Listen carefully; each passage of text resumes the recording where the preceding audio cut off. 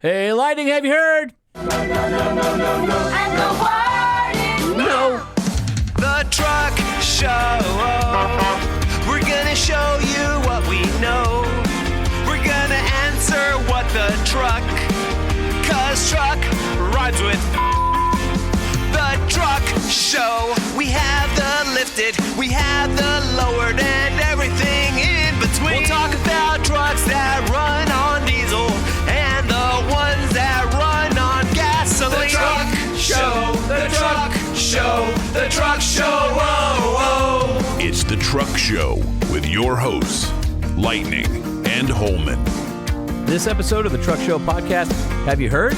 Is proudly presented by Nissan. With the Frontier, Titan, and Titan XD, Nissan has a truck for every need, along with the legendary Nissan durability. Test drive your next truck at a local Nissan dealer today, or point your browser to nissanusa.com, where you can use the build and price tool to configure a Nissan truck that fits your lifestyle. And when you're thinking about adding power or improving fuel economy, Banks has over 65 years of experience. Whether it's cold air intakes or exhaust systems, tuning, throttle control, charge air cooling, lubrication components, and much more, no one offers smarter, safer, 50-state emissions-compliant performance parts than Gale Banks. You'll find the best engineered parts for your truck at bankspower.com. And when you're looking for quality, full synthetic lubrication for your truck, AMSOIL has you covered with motor oil, lubricants and protectants, grease, additives, and more. AMSOIL synthetic lubricants deliver wear protection, engine cleanliness, and fuel efficiency that conventional oils simply can't match. Find out how AMSOIL synthetic lubricants can save you money and time by helping your vehicles run better and last longer than with conventional oils at AMSOIL.com. When it comes to lubrication, AMSOIL is the leader in synthetics. Hey, Lightning, have you heard? No. No, I haven't. This first story here is near and dear to my heart. It is one of the most positive news stories I've heard in a very, very long time. Are you setting me up for something that is funny and sad or disgusting? No, none of those things. Okay. I just wanted to point out that when I go on a road trip, Lightning, I love to procure Let me guess. Barbecue? a large cup with crushed ice And Dr. Pepper? and fill it with Dr. Pepper. Sure. When I'm at home, You do the same thing. having a cigar in the backyard, Dr. no. Pepper. Yeah? When I'm stuck here in the pod shed late at night, talking for hours with the AC running and my throat becomes dry, like the desert itself, I turn to our Dr. Pepper fridge over there in the corner. You know what I pull out of that? A Dr. Pepper. Lightning, all of these years of Where are we my going with love this? of Dr. Pepper have finally, well, you're drinking one right now yourself. Yeah. Yep. All of this has finally culminated in something that I'd like to take credit for. And that is in 2023, the numbers are out. Dr. Pepper surpassed Pepsi as the number 2 soda in America. Wow. Are you serious? Yes, I am. Coke is still top, which is fine because Yeah. Coke is okay if you have to. Coke was at 19.2% last year. But Dr. Pepper and Pepsi both had 8.3%, with Dr. Pepper technically ahead. After that, Sprite was 8.1% and Diet Coke at 7.8%. Dr. Pepper's been gaining while Pepsi's been declining, and now that delta has reached as they pass each other in the middle, and Dr. Pepper gets that salute from Pepsi as it passes on the torch to soda domination at a truck stop fountain near you. You got to be pissed if you're Pepsi and Dr. Pepper Pepsi. But listen, I have a question. So my dad loves Pepsi. He's It's gross. fat. Pepsi's gross. I don't like it It's either. I was just in Vegas at the resort that I stayed in for the thing I was there for work. And it was a Pepsi only place. It's Right. like, bleh. It's not Super so sweet. it's gross. not super gross, but Yeah, it's it just not Coke. It's not as good as Coke, it's not and it's certainly not as good as Dr. Pepper. Nowhere. Now, would you take Pepsi or RC Cola? Probably RC. See, I'm on the fence there, I but just don't like Pepsi. I just don't like. It's weird. I cannot wrap my head around how my father likes Pepsi. Yeah. It's funny. You go to Northern California, it's like a Pepsi town. I don't know. Nobody's and a it's Pepsi like, person in my world. I don't know, but yeah. So let me give you a little Dr. Pepper Are you background guys here. Pepsi or Coke? Where do you stand on that? truckshowpodcast@gmail.com. I want to hear if And if you're Pepsi, why? I want to hear from what percentage of our audience does it line up nationally, or have we also tipped the scales in podcasting world where Dr. Pepper dominates? So it was founded in 1885, of course, in Waco, Texas. I've been to the museum. It's very awesome. And it preceded both Coke and Pepsi. And while Coke and Pepsi kind of battled it out, Dr. Pepper was a stronghold in the South, which is where I first had Dr. Pepper, was with my great aunt in Louisiana. Is that true? On the False River. You never had it here first? No. Because it's been in Southern California forever. And her and I drank it on a dock while fishing, and I went, Right. this stuff's amazing. So then where do you come down on Mr. Pibb? Because to me, It's a decent alternative if that's all that there is. Okay. It's fine. To It's not me, Dr. Mr. Pepper. Pibb is really close It's really to Dr. close. Pepper. It is. Really close. They've done a good job. Yeah. Cola is the category for Pepsi and Coke. Dr. Pepper's actually spiced cola. It's in its own category. Really? Because people ask. And there are no prunes in it. I can verify this 100%. While it does have the 23 flavors, one of them is not prune juice. So shut your whore mouths, all you people who keep saying that. Where did that come from? Because Just people a don't know wives' what tale. it is? Oh, just Yeah. wives' tale. Yeah. Got it. Anyway, all I'm saying. Well, congratulations on being number 2. We're number 2! We're number 2! Yes. When is Wiener Schnitzel going to take over McDonald's domination? There's actually on the Washington Post has this funny article called "Dr. Pepper is now as popular as Pepsi. It's still shrouded in mystery." So if you feel like following up and reading a little bit more on Dr. Pepper, I think that's pretty cool. So This is the Truck Show podcast, isn't it? it is. But when I'm driving, I'm running on Dr. Pepper. Right. Hey, Lightning, have you heard? No. No? I received a letter over the in the past couple days here. Is this a letter that says pay or quit? No. Or, okay. No, nothing like that. Although I'm kind of curious what your thoughts are, because this was a letter from the California government. Oh, no. This is not about having to do putting in like speed monitoring systems in our cars to let us know that we're going 10 miles an hour over, is it? No, nothing like that. Okay. So I got this this letter in the mail the other day offering me $1,000 to allow the state of California to have my Wrangler for a few days so they can run emissions testing on it to see if it was within the parameters of when it left the factory. Monitor key engine parameters. Now, will it surprise you that I received the same letter for my TRX? No, because that letter is, these are both, I think on the emissions thing, 1 to 10, it was like yours is a 1 and mine's a 2 or something like that. Or yours is a 2 and mine's a 1. So they wanted to bring mine out to a facility in Riverside, California, and they wanted it for a week. And they would pay me, and I think they would even compensate me for a rental car. Yep. And I Full said, rental car and $1,000. And I said, no.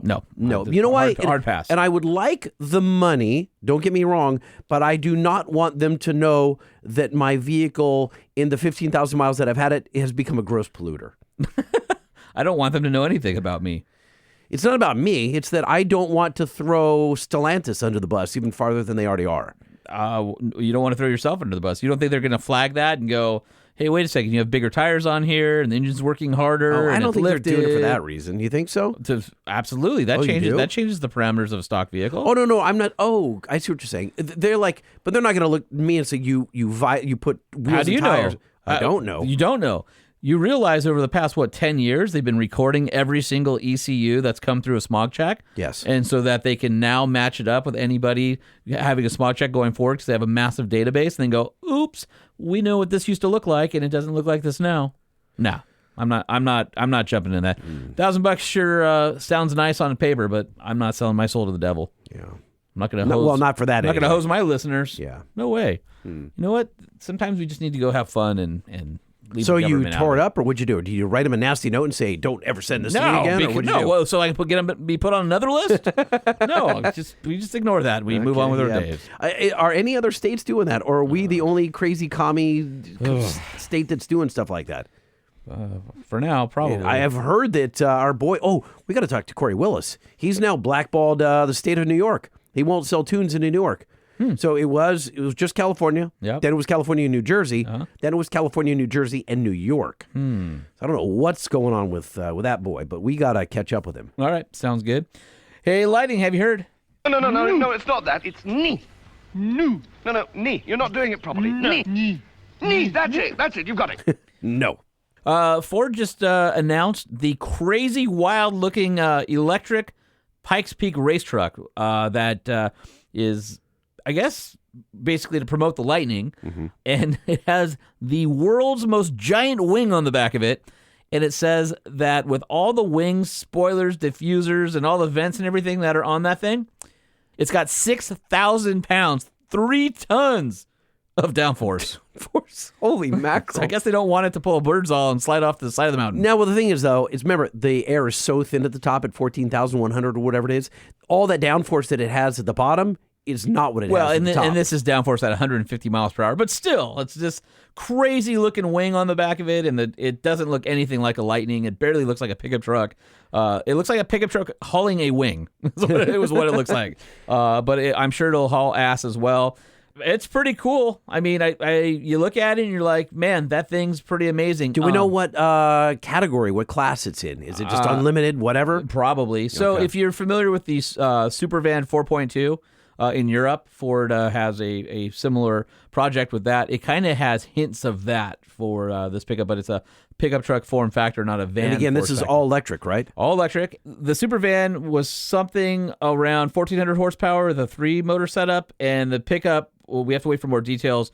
The Supervan 4.0 had 4 motors, and they made 1,972 horsepower. And so, of course, with an EV, you're impervious to altitude degrading your performance. Right.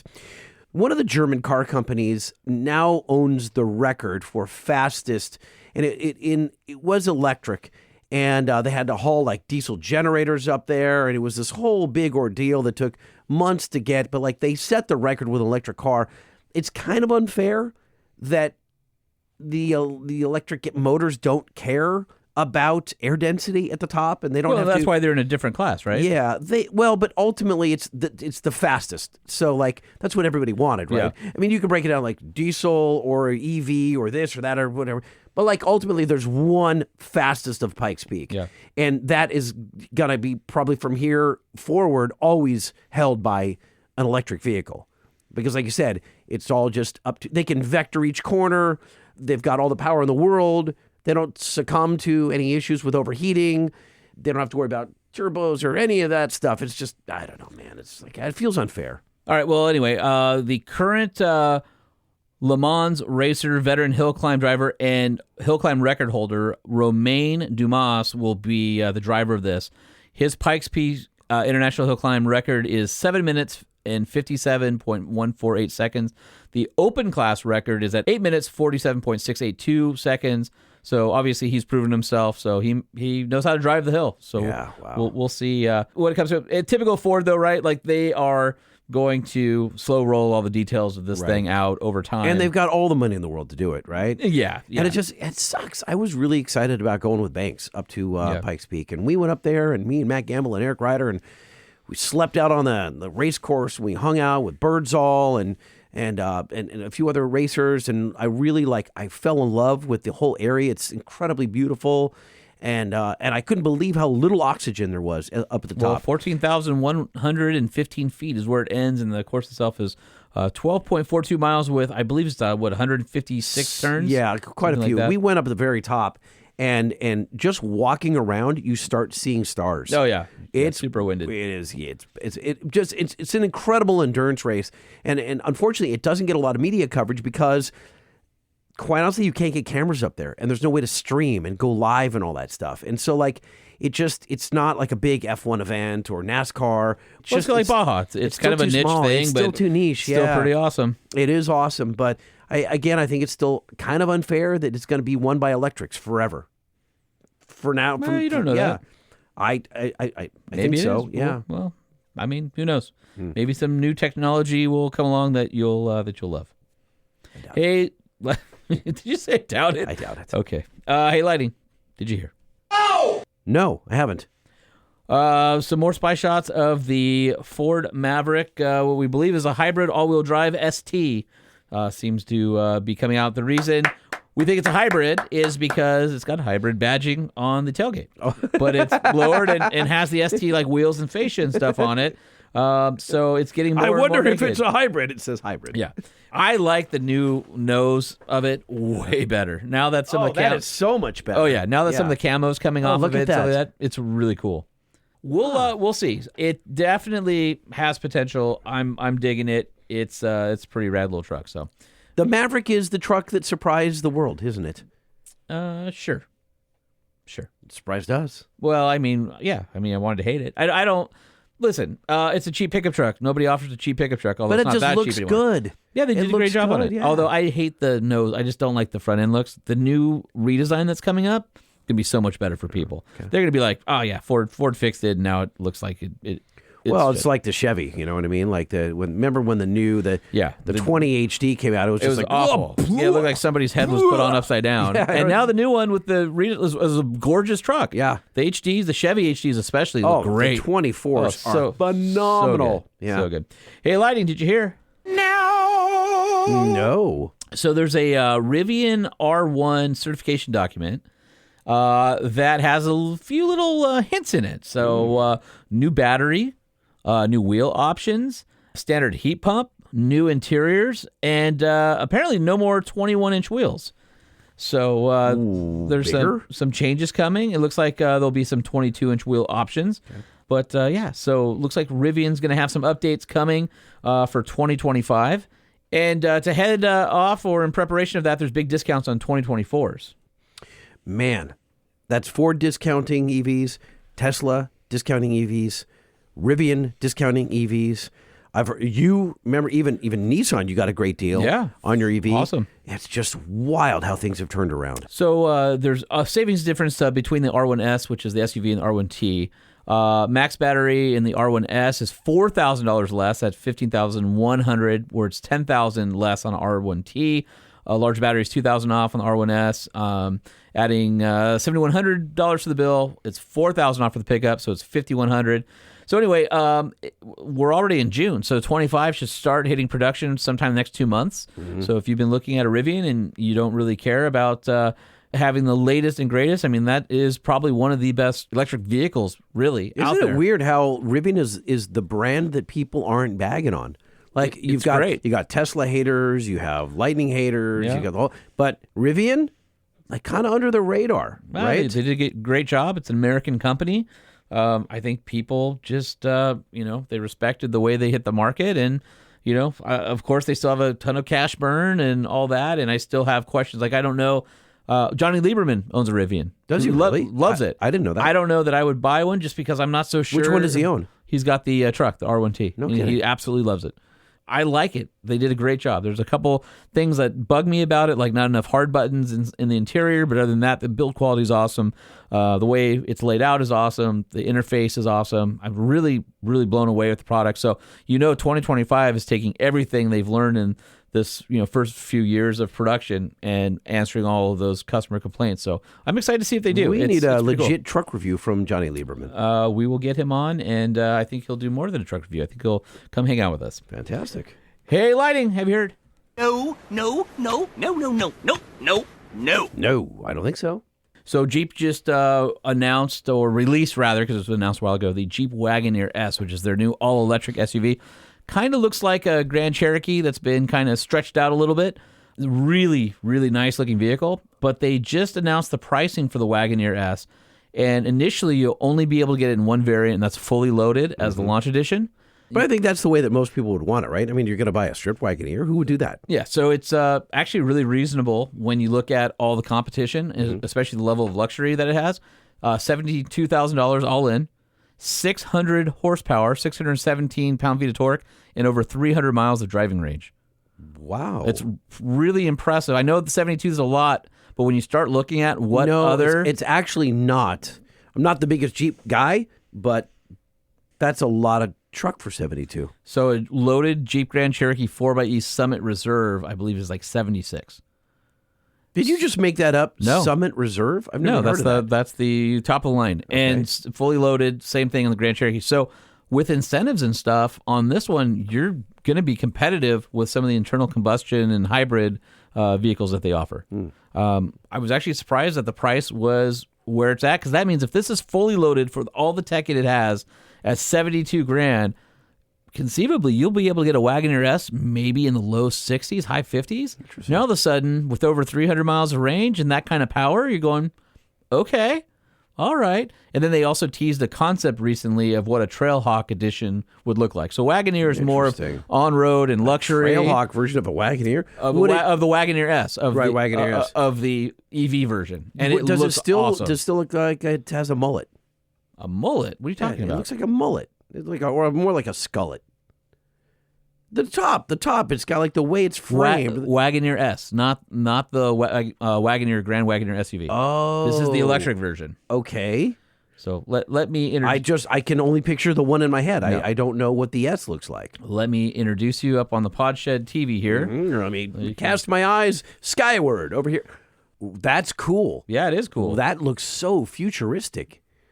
That was a rendering, though, right? That's not real. That's real. That's the concept that they did. The concept, yes. But I mean, so this is what they want to show you: taking the Wagoneer on-road luxury concept and turning it into a Trailhawk with off-road capability. What that might look like. That's pretty cool. I love the exposed hex head bolts everywhere. Not hex head bolts. They're Allens, like they're recessed. Whoa! Look at that.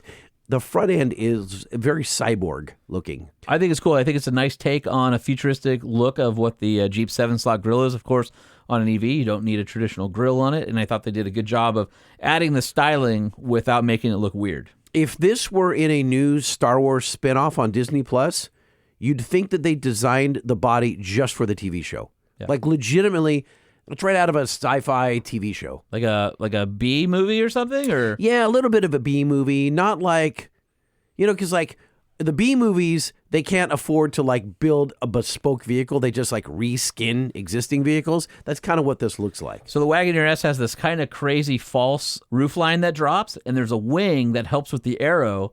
And so that's not actually the roofline. So when you see it in profile, it looks kind of like a fastback Grand Cherokee, the way a Range Rover Sport looks like a fastback Range Rover. But the roof profile is actually a little bit different than that, which is pretty cool. I know your wife has a Grand Cherokee. I'm actually a fan of this. This is really neat. But the whole problem is it's not going to turn out like this. No, this is the production version. That's the production version? You just said it was a concept. No, the Trailhawk was a overlay, yes, off-road overlay of the production Wagoneer S. The Wagoneer S is not a concept. This is the real car. That's a good-looking car. I can't believe I'm saying that. Wow. And by the way, for you, the Trailhawk is way cooler, though. Well, yeah, of course, because it's the Jeep the way it should be. But check this out. 0 to 60? Did that just say 3.4 seconds? 3.4 seconds. Holy nuts. Wow. Yeah, that's not a concept, dude. That's the real car. Holy mackerel. Huh. $70,000. $7,200. Think of it as like a new Trailhawk, for the electric, future, right? Yeah. I mean, you're looking at, I'd like to see a Trailhawk versus this on the drag strip. I think that would be really cool. But it's rad looking. It's hard for me to be like, I hate this stupid thing. I'm like, it's kind of cool. That's a bargain. What else goes 3.4 seconds for 70 grand? I'm saying that you guys need to check this out. You literally go to the Jeep Wagoneer S. Yeah, just go to Jeep.com. It's on the homepage. This is not what you're expecting. I can tell you right now. It's gorgeous. Absolutely gorgeous. Huh. It's, not at all. Like, the name doesn't fit. The Wagoneer, that's not a Wagoneer. Like, it doesn't look like, it's not what's going to be in your head. Well, this is a Wagoneer S, the same way a Range Rover Sport is a Range Rover that's had the roof chopped and right. Yeah, good. That's a good analogy. Yeah. Good comparison. Okay. Hey, Lighting, have you heard? No! Ford Expedition finally getting a facelift to kind of match the F-150. Now, that is not good looking. Damn. You don't like it? That is... I've dropped deuces that are better than that. Wow. Well, that is awful. I don't think it's awful. It's okay. It's not good at all. I'm not angry about it. I am. That's making me upset. That's horrible. I think it's way better than the one they have now. That is absolutely no comparison to the Wagoneer we just saw. No, I'm not talking about Wagoneer. I'm talking about today's Expedition. I get that, but like that is just not even so. Like 2002 called and they want their freaking Expedition back. Like what is that? You got to be kidding me. I'm telling you. That's Ford, come on. You're doing so good, except for like, come on now. Stop it. Hey, Lightning, have you heard? No. All right. And one last piece of news. The new CEO of Jeep has confirmed that the future Wagoneer 4xe will be the same powertrain as the Ram 1500 Ramcharger, coming as no surprise to anyone. Nope, not at all. Do we have to end it on Jeep? There's a lot of Jeep news. There's a lot of Jeep stuff going on. You got anything that's not Jeep? I got one more. We can talk about the Jeep Gladiator Nighthawk model that's now landing on dealer lots. Only 2,000 units across the U.S. and Canada. No. Give me something else. Ford's U.S. sales soar 11.2% in May. Okay. Good on Ford. Okay. Yeah. 11.2 is actually pretty healthy. Or we could talk about the rumor that Nissan stopped spending money on new gas engines and is all in on EVs. No. I mean, we love Nissan, but is that the news we want? I mean, I know. It's controversial, right? Yeah, a little bit. No, I guess it's not. I guess it's expected. No, I mean, there's companies out there who will have both. This doesn't mean that ICE is gone. I mean, they just kind of revamped their gas lineups, so maybe it's just the next generation stuff. And are we going to hear that the Frontier is going to be going all EV at some point? I mean... I'm sure it could be. Yeah. It's not doing it anytime soon. And we still have the brand new Armada that we have to talk about later this year. Coming out with the twin turbo V6. Tell me more. I can't right now, but it's coming. And we're going to do some cool stuff with it. So what you're saying, it's under embargo. That's what I'm saying. So stay tuned. Even though rumor has it that Nissan's going all in on EVs, we got plenty of time to enjoy some products that aren't even out yet that will have some exceptional internal combustion engines. And yeah, I'm still loving my Aria. So maybe it's not a bad thing. I don't know. For the right use case, EV makes a lot of sense. For fun, it doesn't. For fun, you need big, loud, burly. Speaking about big, loud, and burly, I put on the Valvetronic on the TRX. Mm-hmm. It's crazy quiet. It's weird. So now your neighbors don't hate you every day? I haven't taken it home yet because I still don't have my headache rack on.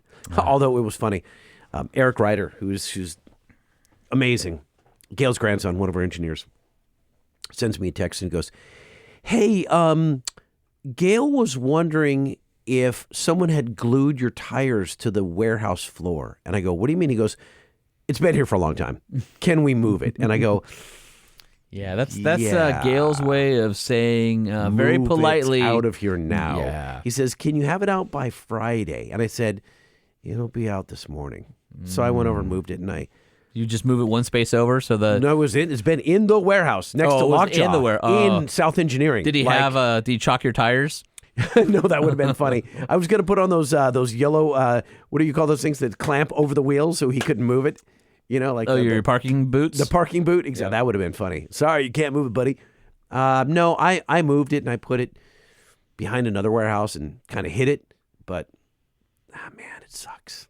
Well, I just want to... and by the way, you guys that are out there sending me videos every single day of TRXs being broken into and stolen, dude, some guy 2 nights ago, I forget what, one of our listeners sent me a video of a yellow TRX parked against the garage door, another car next to it, it's 2-car wide driveway. Then a Raptor is parked behind both cars, so you can't move the two out. You mean you can't steal it? You can't steal it. Did somebody move the Raptor out of the way? That is exactly what happened. The two dudes break into the TRX. A push car comes, pushes the Raptor out of the way, and they drive the TRX and just leave the Raptor just sitting there sideways. Maybe you would have been better off with the Raptor. Maybe. Dang. This is brutal. Mike Rice is no help. Mike Rice, our buddy at Adventure Off-Road, he's sending me broken windows like every 2 days. He's like, another one, another theft recovery. I'm like, ew, stop it. There are guys selling TRXs now because they just don't want the stress of it being broken into again. Damn.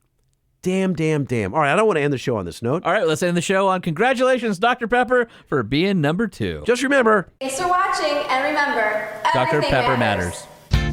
The Truck Show Podcast is a production of Truck Famous LLC. This podcast was created by Sean Holman and Jay Tillis with production elements by DJ Omar Khan. If you like what you've heard, please open your Apple Podcast or Spotify app and give us a 5-star rating. And if you're a fan, there's no better way to show your support than by patronizing our sponsors.